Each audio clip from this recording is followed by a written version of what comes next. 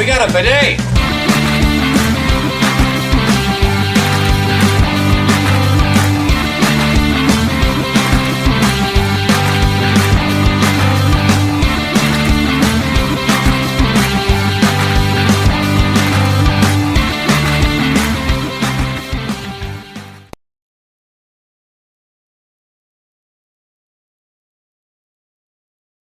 Hey everybody, and welcome back for another video. In today's video, we are covering the first day of Star Wars Celebration.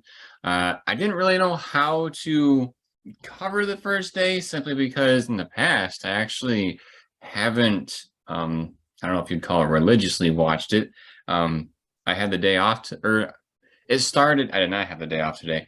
It started after I got home from work, so I was able to watch the live stream and then see a lot of the stuff kind of in the background of what I was doing today. So I actually was able to watch the whole thing that was live streamed from StarWars.com, which we'll talk a little bit about how that's a little different.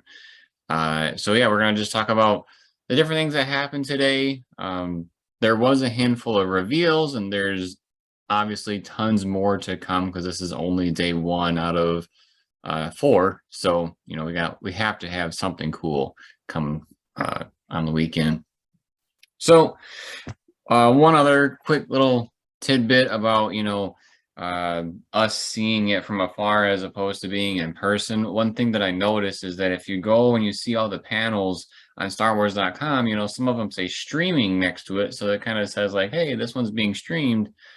But at the same time, it was kind of weird because I felt like they touched on some of those topics, at least throughout the live stream. So, You mean the ones that didn't say streaming? Yeah, it was kind of, because I think it was like 5 things on there that said streaming. And there was definitely tons more on there today as opposed to what just said streaming.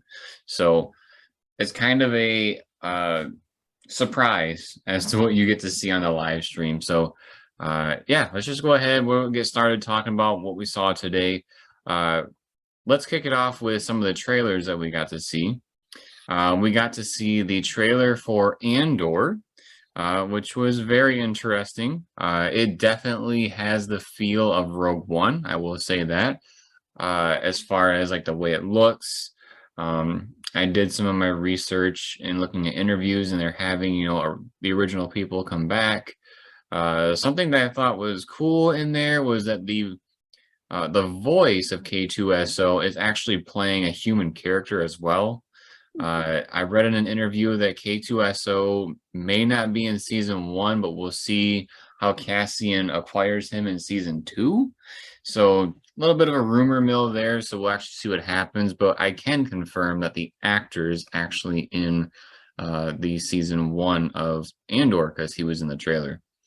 Lots of things were really going on in the trailer, but it was called a teaser, I think, for a reason, because we really didn't gather a whole lot besides what Cassian, I would assume he's going through, is that the Empire is on the rise, and, they're seeing this, they're seeing the approach that the Empire is taking to the galaxy with as much control as possible. And, we're going to see the birth of Cassian's character.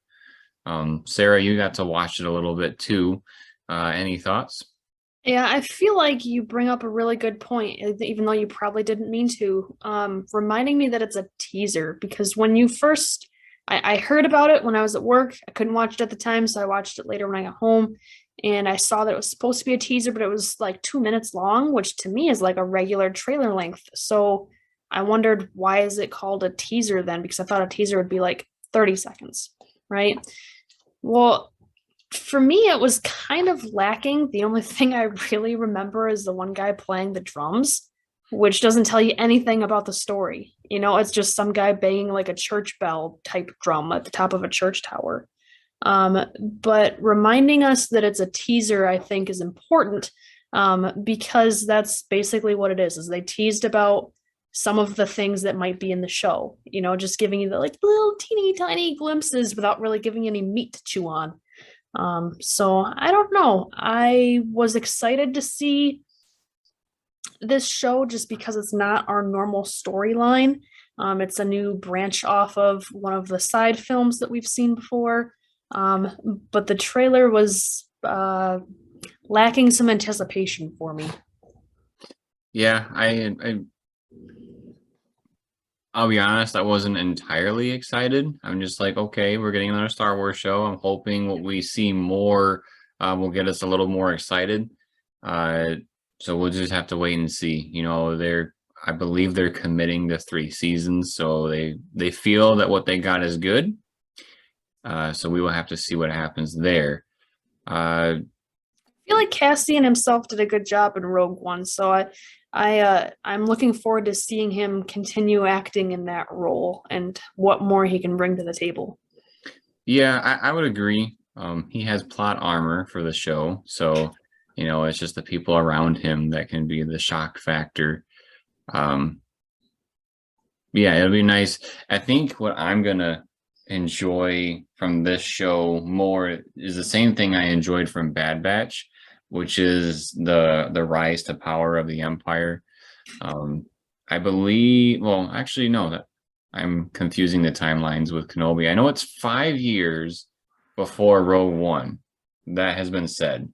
So I would assume that isn't necessarily the birth of the Empire.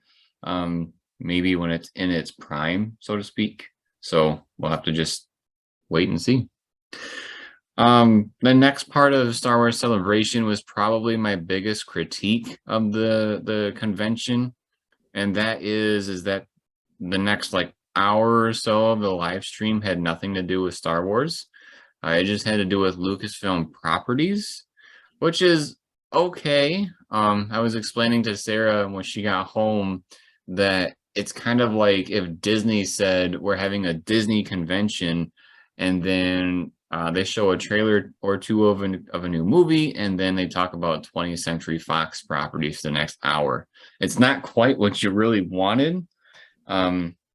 However, I will say this. There are things that were announced that are hype-worthy. They just weren't Star Wars. So the first big one, if you're a fan of the movie Willow, which is a Warwick Davis movie from the 80s, and it's a continuation. That's all I know. I have not seen the original film, so everybody was excited on TV, but then again, everybody was excited about everything, so we'll have to just take it for what it is. I have interest in seeing the movie, and I think it's on Disney Plus, so maybe we'll have to check it out.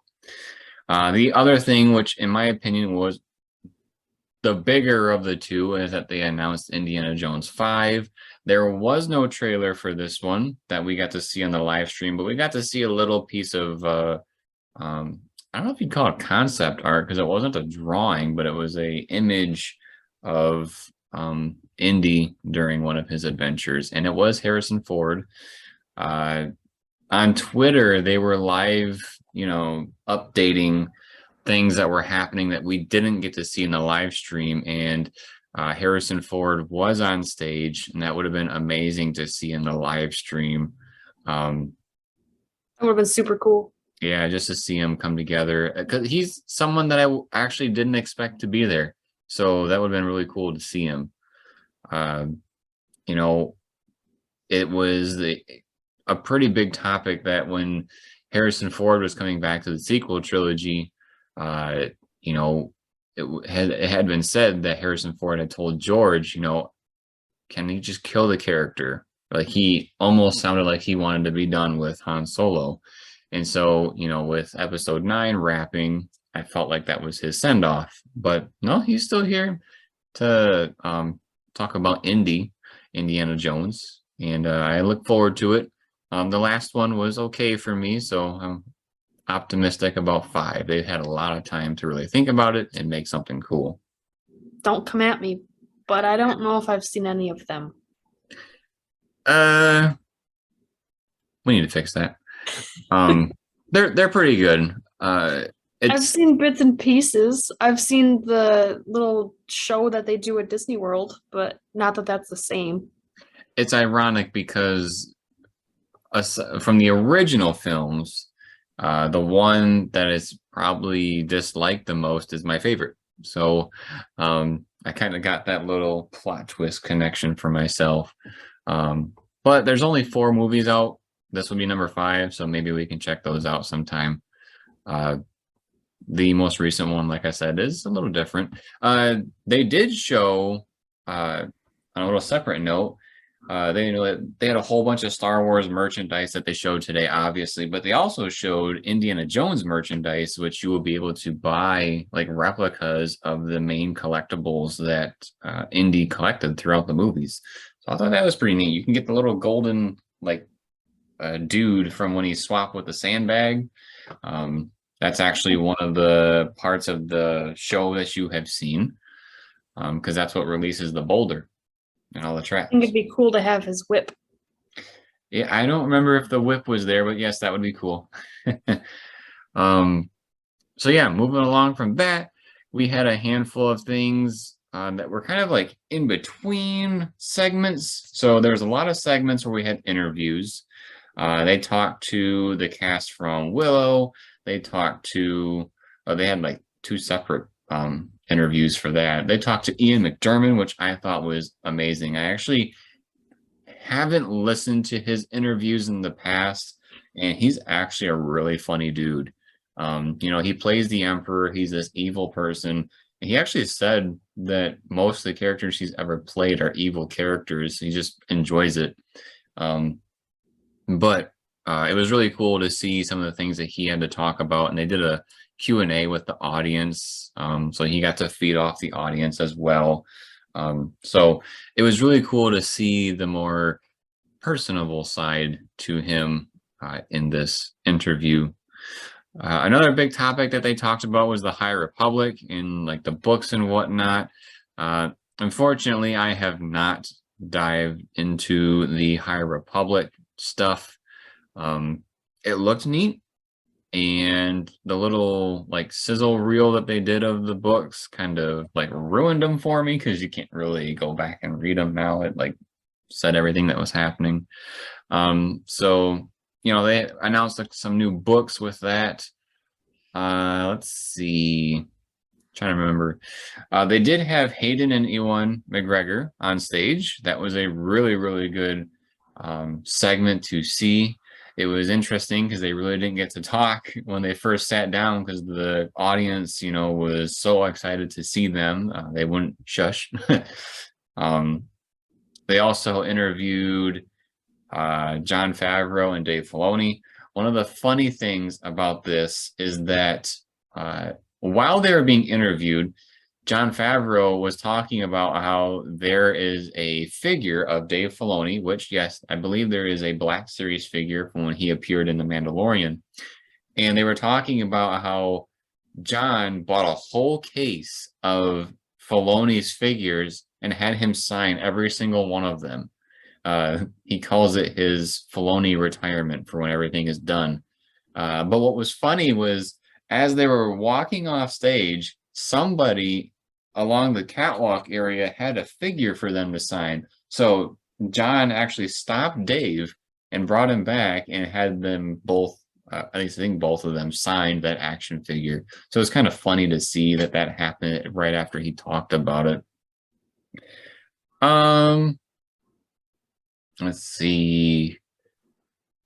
There's a lot of merchandise that they showed. The voice of Ahsoka, if you are not aware, is like the designer and the person that I believe owns the Her Universe / Our Universe clothing line. And I think Sarah has a few words to say about that. So I had no idea who she was before seeing this, but when she showed up for her interview, she was wearing this awesome jacket. And I told Jeremy, not knowing she was a clothing designer, I said, I want that jacket.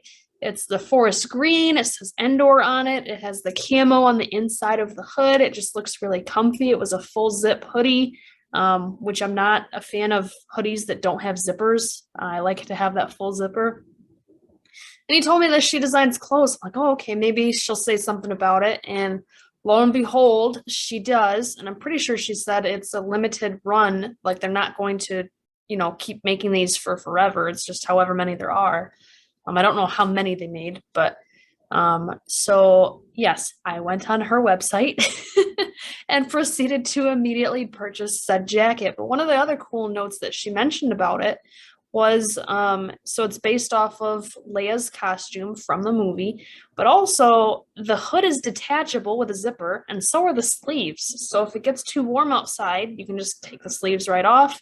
It's very concealed. It doesn't look like those pants that you could zip off the bottom of them to make them into shorts, where it looks super obvious. It's a much more concealed look, with kind of that sweatshirt hoodie material covering over the zippers. So it looks pretty, I don't know, classy might not necessarily be the word to say because it's not like it's business attire, but it looked like it was made really well. And my favorite kind of coat to wear is the no hood kind, so with the full zip. And it's pretty rare to find coats like that nowadays for whatever reason.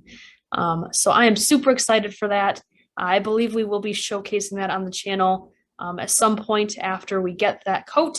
I'm supposed to get it in the next, I don't know, like 5-ish business days, something like that. The shipping seemed like it was supposed to be pretty fast. So at some point, we will be showing that on the channel. So yeah, I was super excited that she was on the show, and she did showcase some of her other clothing pieces that are for this collection. I believe it was From the Archives is the name of the collection. There was one particular sketch. Was it Jon Favreau sketched it? Dave Filoni. It was Dave Filoni, who made a sketch of Ahsoka on a creature. I don't know what the creature is. Do you? I don't remember.